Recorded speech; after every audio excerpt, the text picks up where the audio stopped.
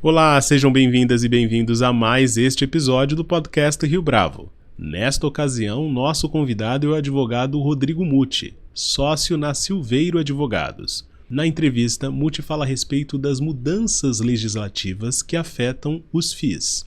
Comenta ainda os possíveis impactos da nova proposta do Código Civil para os investidores de ativos financeiros e imobiliários. E destaca ainda qual é a diferença entre adquirir diretamente um imóvel e comprar cotas de FIIs. Você confere tudo isso e muito mais no podcast que começa logo a seguir. Porém, antes de começar, não deixe de se inscrever no nosso canal no YouTube, para que assim você não perca os nossos novos vídeos. Deixe um like e compartilhe. Acompanhe ainda outros conteúdos que estão na trajetória dos seus investimentos na Órbita, a revista digital da Rio Bravo, ou nas mídias sociais da Rio Bravo.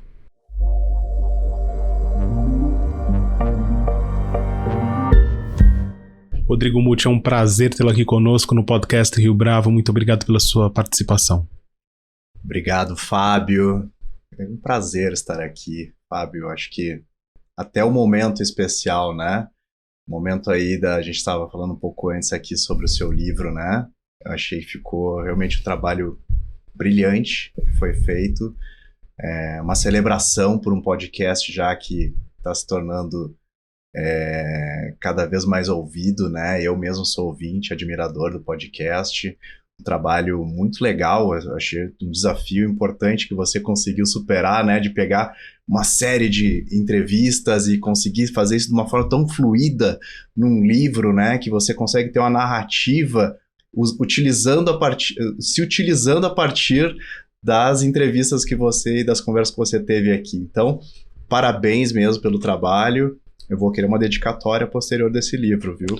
E também queria não perder a oportunidade, Fábio, para parabenizar essa instituição aqui, a Rio Bravo, pelos seus 25 anos de existência. É um momento único que realmente precisa ser celebrado. Para quem acompanha tão de perto como eu a história dessa empresa, né?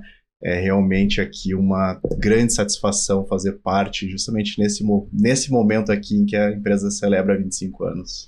Rodrigo, eu queria agradecer em meu nome, em nome da Rio Bravo, essas palavras, e queria pedir para você contar então um pouco para o nosso ouvinte, para quem está nos assistindo também, essa relação, a sua relação com a Rio Bravo. Poxa, que legal, né? Bom, as pessoas vão perceber aqui, né? Estamos em São Paulo hoje, mas eu tenho um certo sotaque, né? Que as pessoas percebem, né? Eu sou originário do Rio Grande do Sul, estou 17 anos em São Paulo, e eu vim aqui como a primeira pessoa que abriu as portas do escritório, nosso escritório de advocacia em São Paulo.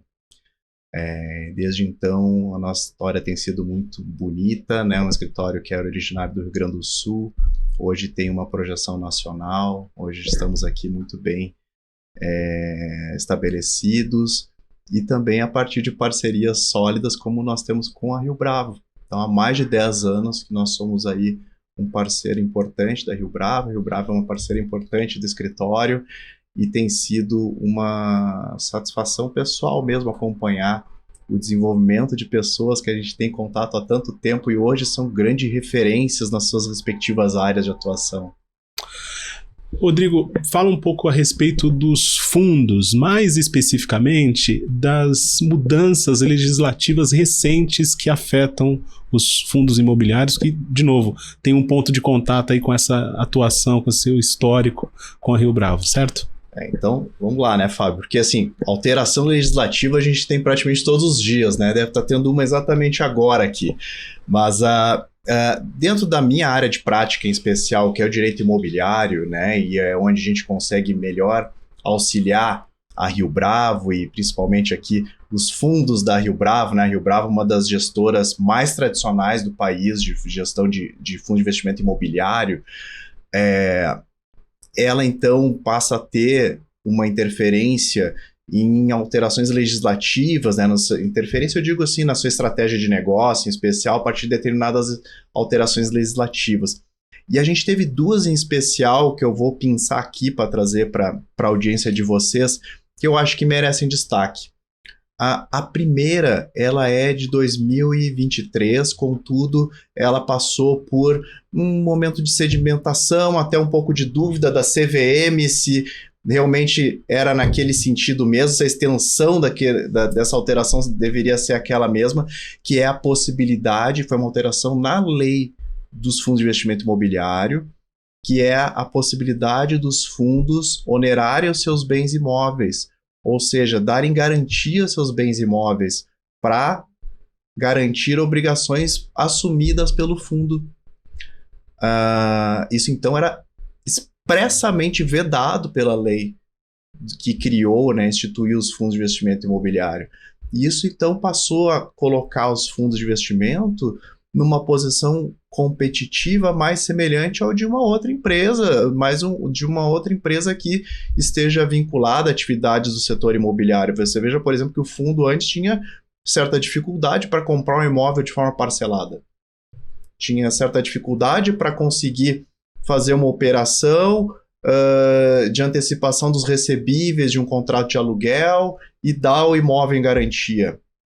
Até se conseguia fazer isso antes, mas eram com operações super complexas, onde antes de adquirir o imóvel, o próprio vendedor assumia essa obrigação perante a securitizadora, dava o imóvel em garantia e depois cedia todo esse contrato, né, para o fundo de investimento. Então já é complicado explicar aqui nesse podcast. Imagina para o proprietário do imóvel, né? Não, eu vou comprar seu imóvel, mas eu vou comprar porque primeiro você vai dar em garantia esse imóvel para depois eu comprar. Pô, como é que funciona isso, né? Então isso, no meu entender, é o que veio tornar mais competitivo o setor de fundo de investimento imobiliário, facilitou algumas transações. Contudo, lógico, né? Como toda norma, como toda permissão, ela sempre gera ali uma responsabilidade, né? A gente tem que cuidar para não haver abuso nesse sentido, né? Conversando com alguns players do setor, a gente vê uma certa crítica, eventualmente, o posicionamento de um ou outro que possa ter se alavancado de uma forma, assumindo riscos talvez desnecessários, né? Talvez os cotistas não tenham sido plenamente cientificados em eventual situação, né, dos riscos que estavam sendo assumidos ali, mas do modo geral eu vejo como muito, muito favorável essa alteração, né, que é uma alteração super recente e até a gente nem tem visto ela com tanta força ainda no mercado quanto ela pode ter, ainda não está sendo utilizado talvez o verdadeiro potencial dela aqui. Uma outra alteração, daí você fica à vontade, Fábio, se quiser me interromper para fazer alguma pergunta, né? Isso aqui é uma conversa. Sem problema algum. Mas eu acabo me empolgando às vezes no esclarecimento, né? Uma outra alteração recente, essa teve, eu acho que um impacto bem forte no mercado, acho que todo mundo ficou sabendo, que é a alteração promovida em diversos institutos que dizem respeito a garantias reais, que é o denominado Marco Legal das Garantias. Então, o Marco Legal das Garantias, ele promoveu uma série de alterações na lei, buscando basicamente o seguinte: qual era assim, o objetivo, né, dessa alteração? Era ampliar o acesso ao crédito no mercado e, se possível, reduzir o custo do crédito. Mas como? Como que se faz isso? Sob dois pontos de vista. Primeiro,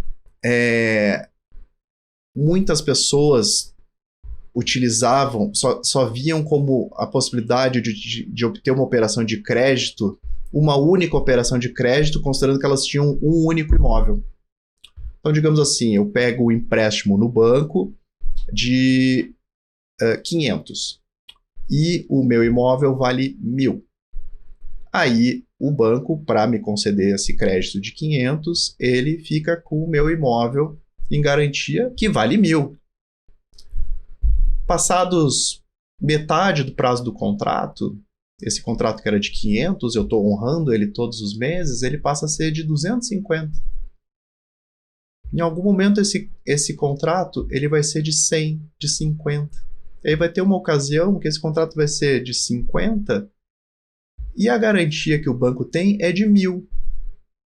Isso é algo que não se mostrar muito, né, eficiente, racional no processo. Mas a lei ela não tinha muita alternativa para a gente equacionar esse problema. Então, o Marco Legal das Garantias promoveu diversas alterações, tanto no Instituto da Alienação Fiduciária, que é a garantia por excelência no país, né, para imóveis rurais, imóveis, de modo geral, como também o da hipoteca.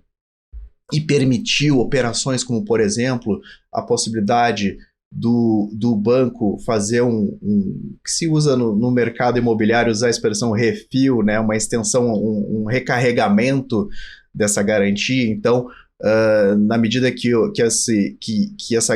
esse crédito fosse lá sendo honrado, o mesmo devedor, né, o mesmo proprietário do imóvel poderia ir lá e aumentar o valor do crédito dele junto ao banco, e o banco usaria essa mesma garantia que lá está, né, disponível para ele.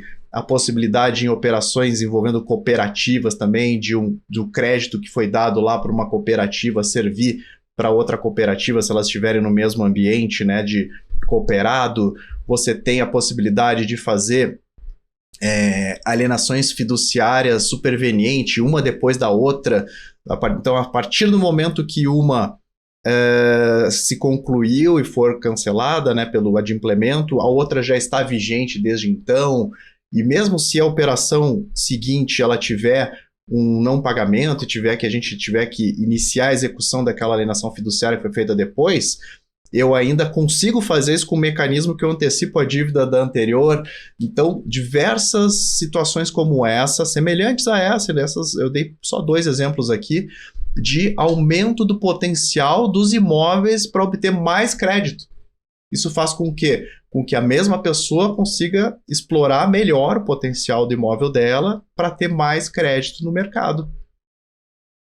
E aí, qual é o outro viés? O outro viés que é muito importante, né, para você realmente fomentar o crédito é o de não dificultar, não criar obstáculos para quem deu o crédito e recebeu a garantia para que consiga executar a garantia. Não é? Porque de nada adianta o devedor, digamos, vamos chamar de devedor, né, mas o proprietário do imóvel que teve o crédito ter um número, acesso a crédito e oportunidades de novos negócios envolvendo o mesmo imóvel. Mas, por um lado, se ele não pagar a dívida, ele ainda tem um monte de proteção para que o credor, no caso o banco, a instituição financeira, o fundo de investimento, quem quer que seja, não consiga acessar esse imóvel. Então, se alterou a lei praticamente todo sob esse ponto de vista, tanto de aumentar o potencial do uso de imóveis, mas também de aumentar as possibilidades do credor mais rapidamente, mais facilmente, com menos burocracia, executar esse crédito. Então, essa foi a intenção do Marco Legal das Garantias, que eu acho que veio muito bem e teve uma ótima receptividade, inclusive, no mercado. Você falou dessas mudanças que, de novo, tiveram boa receptividade no mercado, mas há uma discussão em curso, neste momento, sobre mudança no Código Civil. A gente gravou recentemente aqui no podcast uma entrevista sobre esse assunto. Quais são as consequências, os potenciais problemas, riscos dessa alteração para os investidores, levando em consideração esse recorte? Bom, que legal vocês gravaram um podcast específico sobre o Código Civil, porque eu acho que é isso que mereceria mesmo, né? Um assunto tão longo que realmente é difícil, assim, num pequeno recorte trazer para vocês. Mas o que eu acho, assim, do modo geral, acho que vale um contexto aqui. Quando eu estava lá na universidade, eu presenciei a alteração do código atual, que é de 2002, que passou a ser vigente em 2003. E na ocasião a gente trabalhava com códigos que eram, assim, bicolunados, né? De um lado, o código anterior, à época até vigente, e de outro, o código novo. Então, eu já vivi isso antes, só que naquela época a gente estava tratando de um código de 1916 e de uma nova proposta de código de 2002. Ou seja, 80 e poucos anos de vigência do código anterior para realmente ter um ensejo no mercado e na vida, né, dos cidadãos, do modo geral, no poder legislativo, para que houvesse um novo código, uma nova regra para regular a vida a vida privada das pessoas, né? O Código Civil, ele regula a vida privada, vamos chamar assim, os atos privados, os negócios jurídicos privados. A crítica que veio é a seguinte: primeiro, está sendo tratado e tramitado como uma proposta de alteração do Código atual. Alteração do Código atual com tudo que altera em mais de 50% do Código. Que era mais ou menos o percentual na época que alterou de 16 para o de 2002. Sem que houvesse, assim, a princípio, pelo que a gente percebeu, e eu acho que foi a reação da maioria das pessoas, tanto do ponto dos juristas, como também das pessoas mesmo, né, que acompanharam as notícias. Mas por que estão fazendo isso, né? Porque tinha essa necessidade de fazer. Então a gente antes teve uma alteração quando o código estava completando um pouco mais de 80 anos, e agora um código aí com 20 e poucos anos sendo alterado já novamente. A nossa Constituição Federal é de 88, já é bem mais antiga, será que não está na hora de mudar? Então começa a levantar um pouco de incertezas no ar em relação a isso. Então só o fato de estar sendo tramitado como proposta de alteração, mas na prática ser um novo código, já é algo que eu acho que não gerou o melhor impacto possível. E qual é o impacto? O impacto é o seguinte, que agora a gente tem que parar para examinar um novo código e entender exatamente o que ele está alterando. Por quê? Porque qual é o conceito... Desculpa, às vezes eu fico meio professoral aqui, né? Pode falar à vontade. Assim, qual é o conceito de norma, vamos chamar assim, né? A norma, ela é um enunciado que ela tem a finalidade de modificar, dirigir ou preencher uma lacuna ou evitar algum comportamento, né? Então, as pessoas estão lá pisando na grama, eu vou lá, faço uma regra, não pise na grama. Então, estou dirigindo um comportamento das pessoas, né? Então, o código, em geral, ele tem essa finalidade. Para cada aspecto nosso da vida privada, a gente tem lá um enunciado com a finalidade de modificar o comportamento, induzir o comportamento, etc, etc. Então, a gente vai ter que fazer uma leitura de todas essas alterações, que não, imagina, a gente está falando de 1.200 e alguma coisa artigos. E até eu estou envolvido, Fábio, num projeto do Centro de Estudo da Sociedade de Advogados, do CESA, que é uma entidade que congrega os principais escritórios de advocacia do país, responsável pela revisão propriamente dita do projeto. E aí dentro lá da Comissão de Direito Imobiliário, Infraestrutura e Construção, que eu tenho uma coordenação, eu estou envolvido com esse capítulo de direitos reais e garantias. Só esse trabalho que nós estamos fazendo lá do capítulo de direitos reais e garantias já é um trabalho que a gente está há 1 mês e meio, 2 meses, a gente ainda não concluiu para apresentar para o CESA. Então, isso mostra a dificuldade que é de você efetivamente fazer uma revisão completa do projeto de alteração do Código Civil. É algo que demanda tempo, demanda amadurecimento das instituições. Eu acho que essa é a maior crítica que a gente tem visto hoje. Eu vou comentar aqui especificamente 2 alterações que eu vejo com impacto no mercado de fundo de investimento, tá? A primeira, bem interessante. Essa até é algo que eu sentia como um anseio, principalmente das gestoras e administradoras de fundos. É a possibilidade dos fundos passarem a ter personalidade jurídica. O que é personalidade jurídica? É a capacidade de uma pessoa física ou pessoa jurídica, desculpe, assim como uma pessoa física tem, né, uma pessoa capaz, maior de 18 ter, de assumir obrigações, praticar atos. A gente pensa assim, mas os fundos compram, vendem, alugam. Sim, né, o patrimônio do fundo é alugado, vendido, o patrimônio do fundo é colocado em obrigações relativas aos fundos, mas na prática quem pratica o ato é a administradora fiduciária, como a Rio Bravo, né? A Rio Bravo é uma administradora fiduciária. Então ela empresta essa personalidade jurídica dela para todos os fundos dela realizarem os atos. E isso é interessante como parece um conceito, nossa, mas isso é um juridiquês, é um detalhe, mas que, né? Poxa, mas isso faz uma diferença tremenda lá na ponta, na medida em que os fundos, eles passam a ser as pessoas obrigadas, no final das contas, por todos os contratos. Poxa, se eu estou assumindo obrigações, em algum momento, eu posso descumprir obrigações, eu posso ficar inadimplente, eu posso ficar insolvente, e eu posso falir, que é algo que não se cogitava de fundos, né? Então agora o fundo passa a ser mais equiparado até agora agora não, porque isso é um projeto de alteração do Código Civil, mas se viesse alterado, né, a gente passa a ter a possibilidade do fundo responder, por exemplo, como nunca acontece, diretamente pelas dívidas de IPTU, né, que é sempre um problema da administradora fiduciária, que ela fica lá com o nome dela nos cadastros do município como a responsável pelo IPTU do patrimônio dos fundos. Ela passa a poder, ela ser a compradora do imóvel e constar ela como proprietária do imóvel, né? Hoje quem consta como compradora e proprietária é a administradora do fundo. Ela passa a ser locadora, o fundo passa a ser locador, né? Então, reduz bastante até a responsabilidade da administradora fiduciária, mais no sentido assim de colocar o patrimônio dela em xeque, a responsabilidade dela em xeque, o CNPJ dela em xeque, né?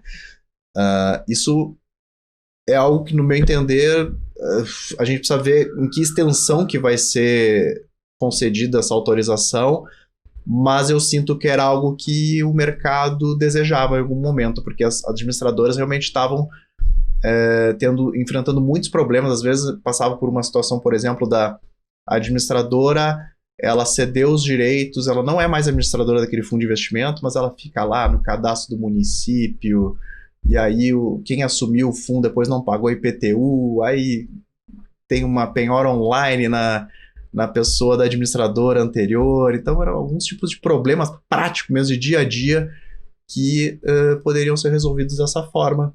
Então, quando o código traz assim soluções para o dia a dia, eu acho bom. Um outro ponto, assim, esse tem sido objeto assim, até de imprensa mesmo, que chamou muito a atenção. A alteração foi muito alterado, está sendo muito alterado as regras de condomínio edilício, de condomínio em geral. Dentre as alterações está sendo proposta uma regra pela qual, num condomínio residencial, o proprietário de uma unidade só vai poder comercializar o imóvel dele para curta duração, vamos chamar assim, plataformas digitais, se tiver autorização prévia do condomínio. Isso sendo votado em assembleia, por exemplo. Exatamente. Isso, você já percebeu o impacto, né? A gente tem fundos, inúmeros fundos aí, com a finalidade de locação residencial short stay. Claro, quando a gente se envolve nesse tipo de operação, como os fundos são muito bem assessorados, né? A gente tem, o fundo costuma ter um cuidado de buscar esse consenso, né? Buscar esse consenso, trabalhar com empreendimentos que já tenham isso na concepção do projeto, mas nem sempre é assim, né? Nem sempre é assim, e isso gera um impacto, digamos, de irregularidade imediata de uma série de situações hoje aqui ao redor de nós aqui já existentes no país inteiro, né? Então, que passaria a estar num formato que até então tá ok, tá regular, porque o que a lei de direito privado diz no modo geral? Eu posso fazer tudo, exceto o que a lei me proíbe. Aí, hoje não existia uma proibição expressa, direta, era tudo uma construção, né? Que dos condomínios ingressar no judiciário para evitar que um proprietário não tivesse esse tipo de exploração do imóvel. A partir do momento que passa a ser uma violação, uma vedação, eu já não posso fazer. A regra é eu não poder fazer. E isso repercute diretamente também no mercado de FIIs, né? Uma das estratégias de FII. Quais mudanças legislativas poderiam tornar esse mercado mais atrativo do ponto de vista dos investimentos? Poxa, boa pergunta, Fábio. Vamos pensar aqui, né? Qual é a regra que...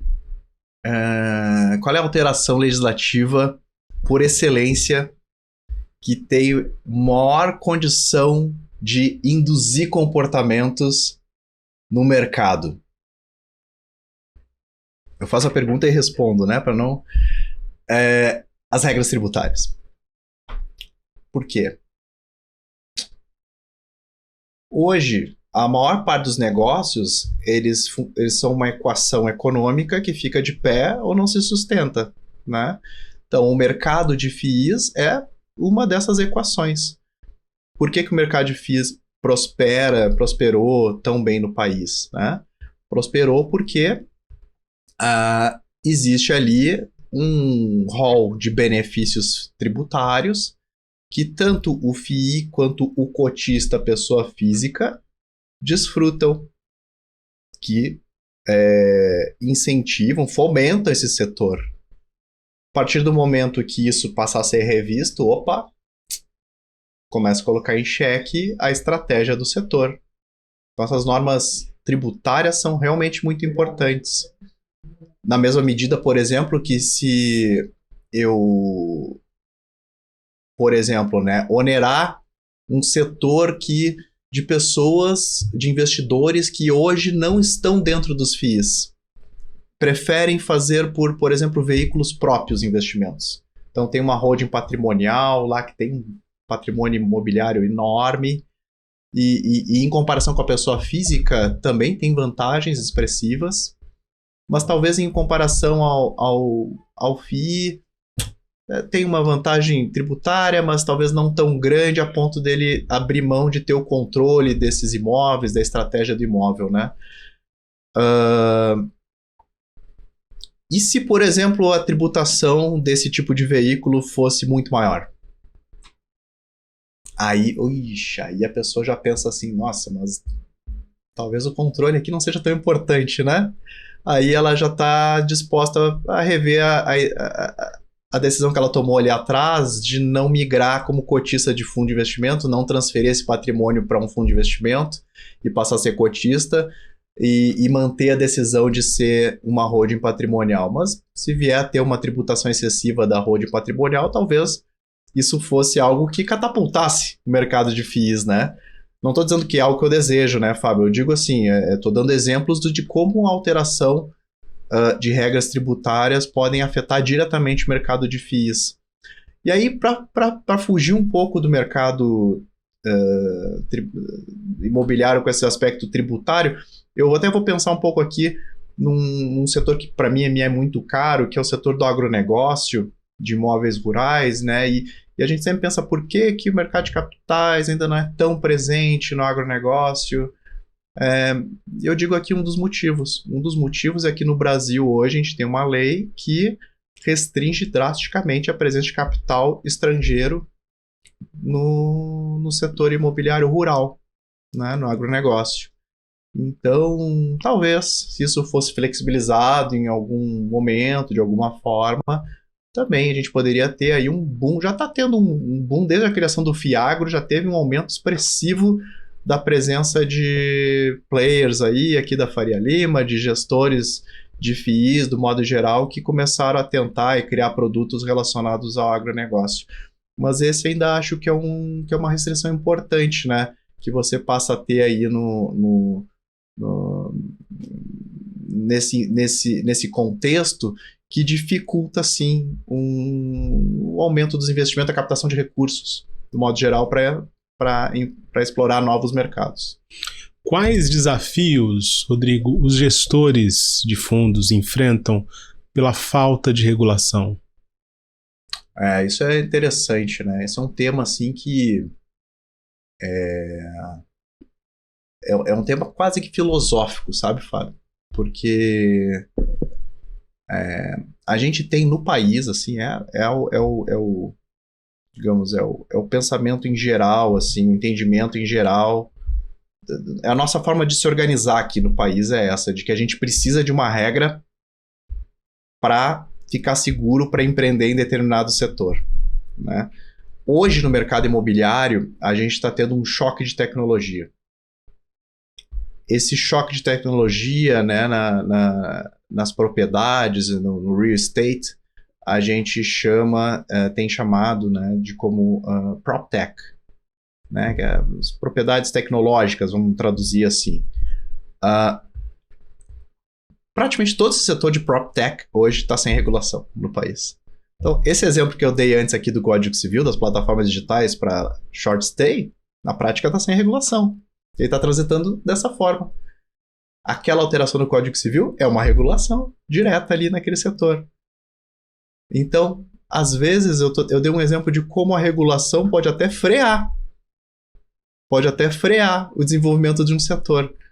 Mas, claro, tem outros aí que a gente poderia ter de regulação que poderiam ajudar. Então, hoje a gente tem acho que é o que mais se fala hoje, a gente não tem uma regulamentação assim mínima ou satisfatória, vamos dizer assim, para ter grandes investimentos relacionados a blockchain no mercado imobiliário. Então, hoje, os fundos se sentem um pouco inseguros para dar esse passo de realmente fazer grandes captações envolvendo, digamos, tokenização de imóveis, que é algo que se usa, né? Que, aliás, o projeto Código não evoluiu nesse sentido também, não abordou praticamente. Nessas operações envolvendo o uso mais eficiente e compartilhado de imóveis, não teve um avanço expressivo, ainda está sem regulamentação, e eu sinto que se tivesse pelo menos algo assim no sentido de dizer para quem desejar empreender nesse setor, vai em frente. Esse formato aqui vai prevalecer como vocês estabeleceram no contrato. Eu acho que isso fomentaria alguns novos negócios que os fundos não estão hoje chegando. Então, realmente, por um lado, às vezes, o fundo pode tramitar melhor num cenário com pouca regulamentação, como foi o caso ali das plataformas de short stay. Por outro, elas podem ficar inseguros, né, por sentir que eu precisava de um mínimo aqui, de uma fumaça de que eu não vou ter problemas ali diante se eu resolver empreender nesse setor aqui.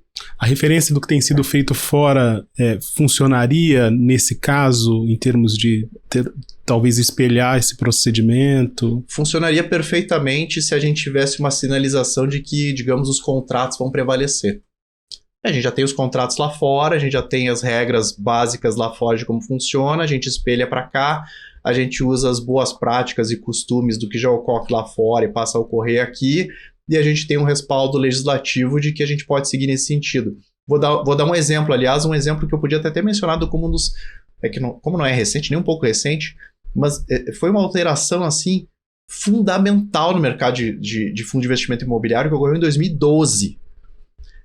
Quando foi alterada a lei de locações para prever a possibilidade de se serem celebrados as famosas locações sob encomenda. As locações essas que são os principais meios de renda mensal urbana dos fundos de investimento imobiliário, que são os contratos de build-to-suit e sale e leaseback. O que foi alterado lá na lei? A lei chegou e passou a dizer o seguinte: nos contratos de locação sob encomenda, ou seja, uma aquisição prévia para locação, que é o sale e leaseback, ou uma aquisição prévia para construção e locação, como é no build-to-suit, vão ser respeitados integralmente os termos previstos no contrato. E que tem características peculiares, não é isso exatamente que diz na lei, mas eu estou traduzindo aqui, que tem características peculiares e podem ter condições como de que se o locatário quiser sair do imóvel, ele vai ter que pagar não uma multa como existe na lei de locações em geral, reduzida proporcionalmente ao tempo de permanência no imóvel, mas uma multa que equivale ao valor do contrato inteiro. Não vai poder também ter revisão do valor do aluguel, porque tudo isso é uma equação financeira. O investidor aportou muito dinheiro na frente para comprar o imóvel, com a expectativa de que ele teria aquela renda aluguel, para comprar o imóvel ou reformar o imóvel, com a expectativa de que teria aquele rendimento do aluguel. Então não pode agora o contrato de locação ser alterado. Se alguém tentar fazer isso, saiba que não vai ser aceito. Poxa, isso gera um efeito tão positivo no mercado, gerou na época um efeito tão positivo no mercado de fundos de investimentos. Então, às vezes, realmente a legislação precisa dar esse tipo de conforto para que um fundo possa efetivamente apostar definitivamente, alavancar muito dinheiro na direção de uma estratégia. Nos últimos anos, houve uma realidade que se impôs, que foi a dos imóveis corporativos. Quais são as preocupações ou quais são os pontos de atenção que um assessor jurídico deve verificar na hora desse tipo de investimento, de fazer esse tipo de investimento? Eu digo o seguinte, eu acho que hoje, passados aí, eu dei o exemplo ali de 2012, né, da alteração da lei do inquilinato, então a gente já está aí há mais de 10 anos, com muita segurança jurídica e muito testado já o ambiente para essas operações que são a maioria, representam a maioria das operações de fundo de investimento imobiliário, que são essas de aquisições de imóveis, lajes corporativas, aquisições de shopping center, aquisições relacionadas ao desenvolvimento urbano dentro do ambiente de incorporações, né? Tá muito bem testado isso hoje, tá, Fábio? Então, assim, as cautelas, digamos aí, são bem conhecidas em relação aos principais players de mercado. Hoje você tem um alto nível de segurança nesse sentido.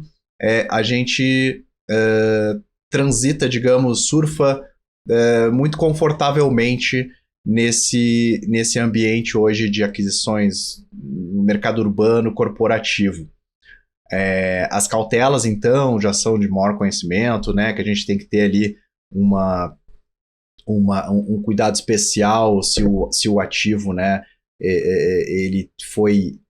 Se ele está com a regularidade documental dele em dia, se não tem alguma restrição ali em termos de zoneamento, se não tem alguma restrição em termos de tombamento, enfim, são inúmeras restrições ambientais, de modo geral, mas assim, transitar no mercado urbano aqui, digamos, em São Paulo, grandes capitais, que é o foco maior de fundo de investimento imobiliário, tem sido bem tranquilo. É mais uma questão assim, se essa operação, se quem está vendendo imóvel tem realmente condições de vender, não está cometendo alguma fraude nesse sentido, né?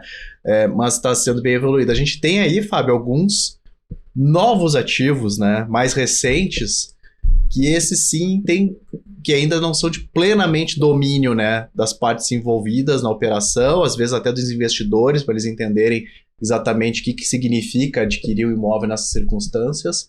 Esse sim tem algumas particularidades diversas, não sei se você quer que eu aborde. Pode aí. Entrar nelas, por favor. Eu vou trazer assim um exemplo, os data centers. A gente está tendo um boom de data center no país e existe isso é uma pauta praticamente de governo para que haja uma expansão de data center no país. Então, para as pessoas que não estão muito familiarizadas, né, o data center, ele basicamente é um imóvel, né, um ativo imobilizado, onde você tem uma construção muito especial ali, com alto nível de sofisticação e sujeita a inúmeras regras para que seja obtida uma certificação, onde vão ser colocados ali maquinários, né, máquinas que por sua vez vão processar dados, vamos dizer de forma bem assim simplificada, processar dados de clientes ou dados próprios, né? Isso então é um investimento muito elevado, né? Um empreendimento que tem um investimento muito elevado.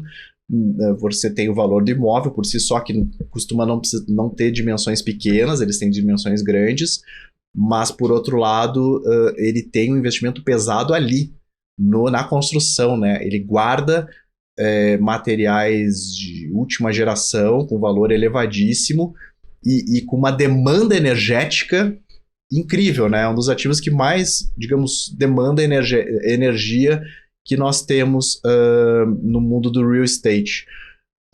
E aí, para você fazer uma aquisição dessa, você tem um nível de responsabilidade muito alto, né? Imagina, você está diante de um investimento muito elevado, então a cautela na aquisição desse imóvel ela é diferenciada, é diferente de você comprar uma loja de rua, digamos, né? Aqui numa rua de São Paulo, é diferente você comprar um imóvel nesse formato.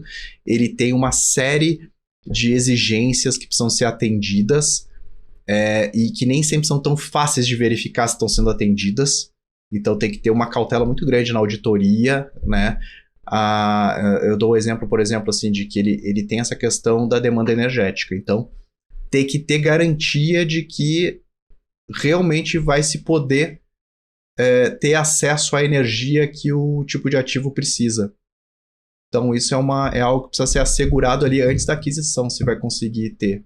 Para obter a certificação também, esse imóvel ele tem que ter uma distância mínima em relação a estradas e rodovias, ele não pode ser rota de avião, ele não pode ter curso hídrico nas redondezas, dentre outras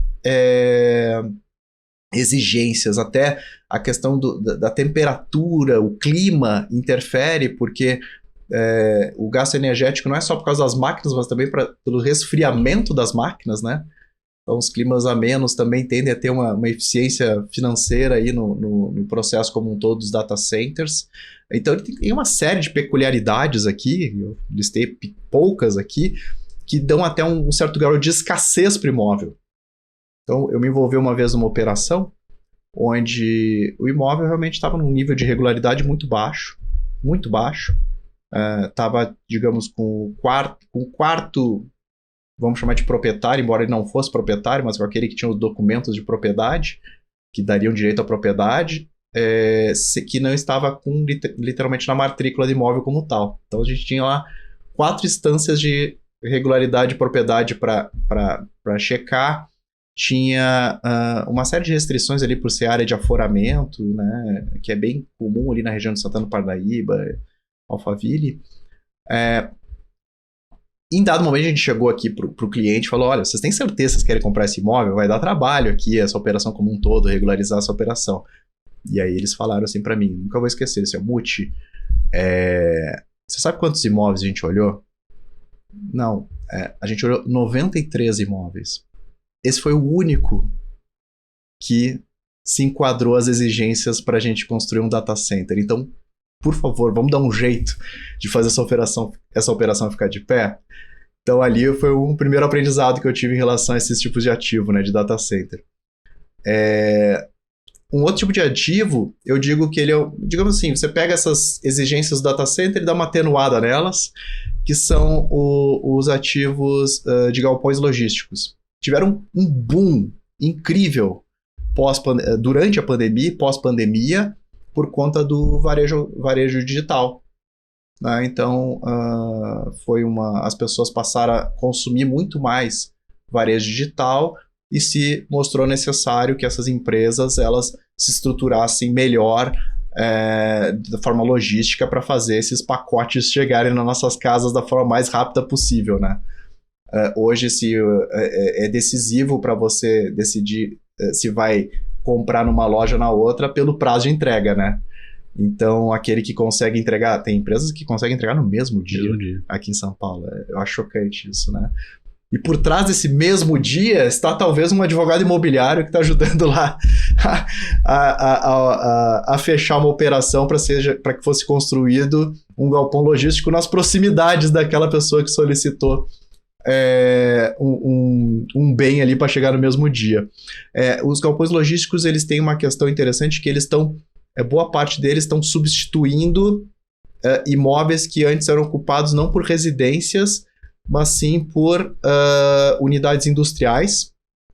Então aí tem um componente ambiental muito importante, porque se você tem um histórico de uso industrial, a questão de aferir a possibilidade de ter passivos ambientais é muito importante nesse processo de galpões logísticos. E tem um outro uso que é muito importante, que às vezes os galpões logísticos, eles estão sendo o primeiro ocupante de uma terra, de uma área. Quando você é o primeiro ocupante de uma área, você tem vários desafios, né? Como acesso, enfim, às vezes tem supressão de vegetação, mas nem vou entrar nesses aspectos mais, digamos, urbanísticos, ambientais.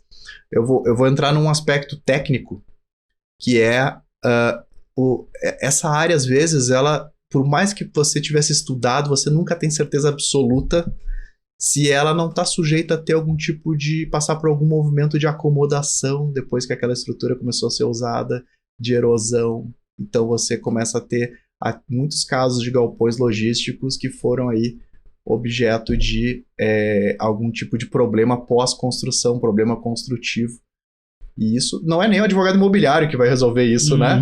Mas aí são cautelas que a gente coloca aqui que são realmente fundamentais para que o gestor de fundo, os gestores, né, profissionais como é Rio Bravo, cautelas que têm que ser tomadas quando você tem esse tipo de investimento.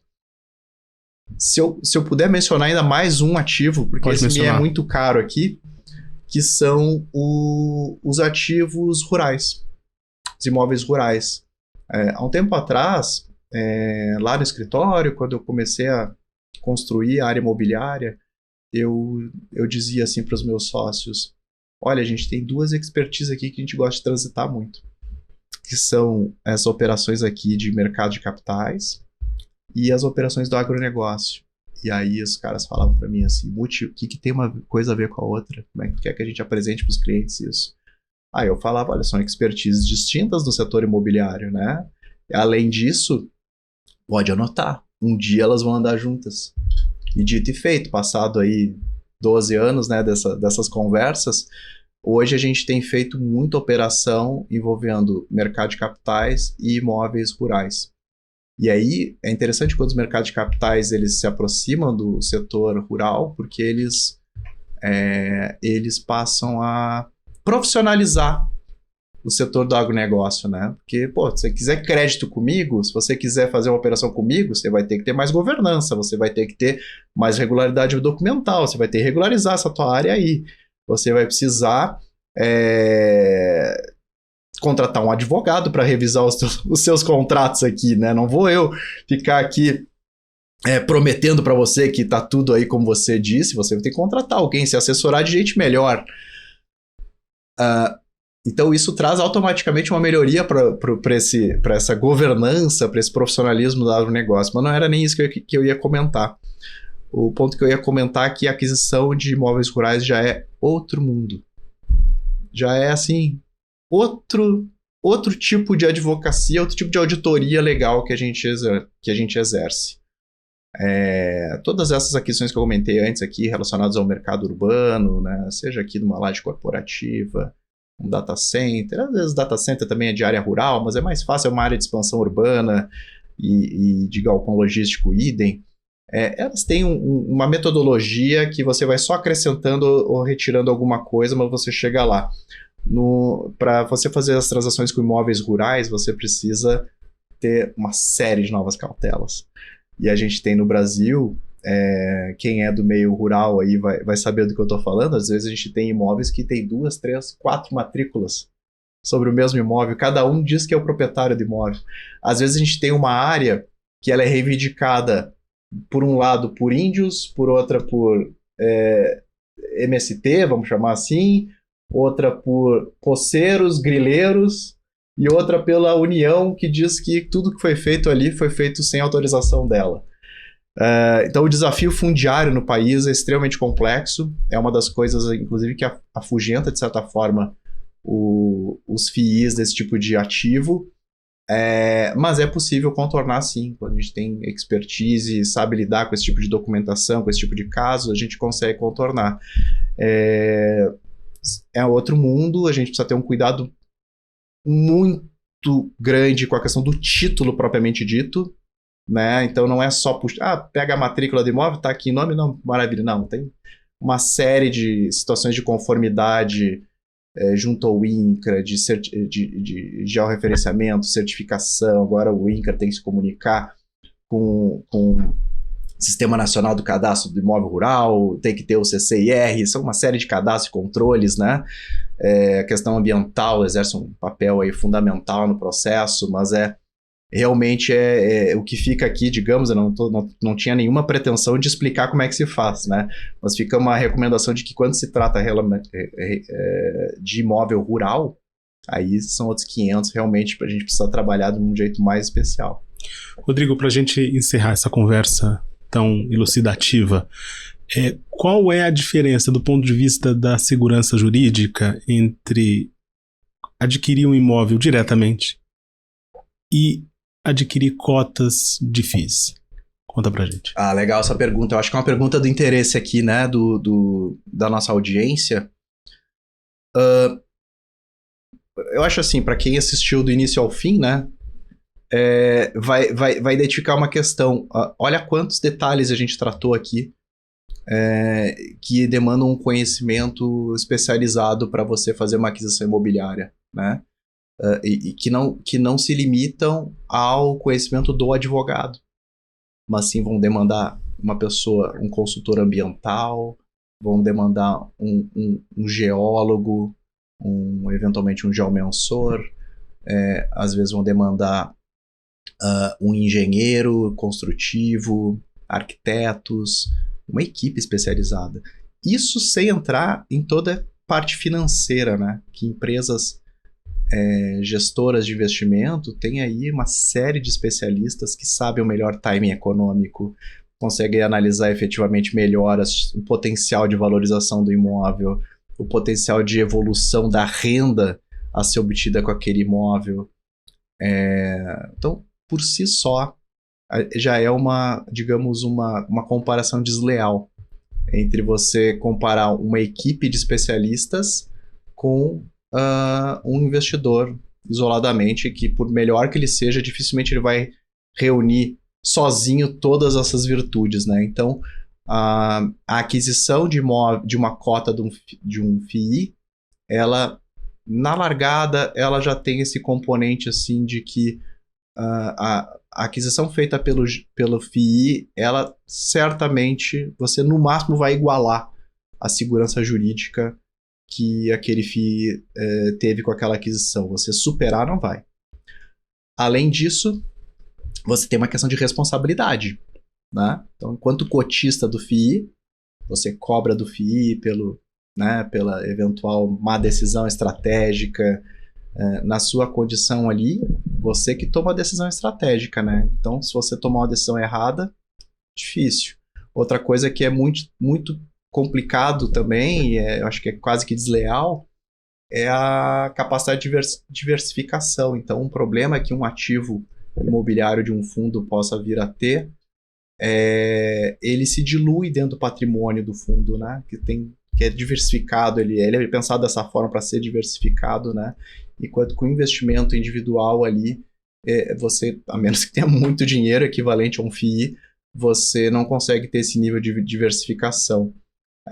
Você também, com o mesmo dinheiro que você aportou para um único imóvel, você aportando para um FII, você pode estar adquirindo uma parcela de dezenas de imóveis, né? Então, acho que não estou dizendo que não se deve fazer aquisições diretas de imóveis. Eu acho que até porque tem todo um hall de imóveis que os FIIs não se interessam, não acessam, né? Um FII não vai ficar comprando um apartamento para investimento, né? Não vai ficar comprando um terreno para investimento ali. Ele vai comprar sempre operações maiores, né? Que que podem não interessar aquele investidor ali, que às vezes ele quer comprar na rua dele, nas proximidades que ele quer enxergar, ele quer construir, ele quer fazer algo a mais com o imóvel. Então, também devem continuar coexistindo perfeitamente os dois modelos de negócio. Agora, eu sempre chamo a atenção, quando alguém quiser fazer uma operação que poderia ser uma operação realizada através de FII, essa sim é difícil de bater. O nível de segurança jurídica que o FII vai ter é sempre maior. Rodrigo Muti, foi um prazer tê-lo aqui conosco no podcast Rio Bravo. Muito obrigado pela sua participação, pela sua entrevista. Prazer, Fábio, foi todo meu. Muito obrigado, estou sempre à disposição. Chegamos ao fim de mais este episódio do podcast Rio Bravo. Fique conosco e até a próxima.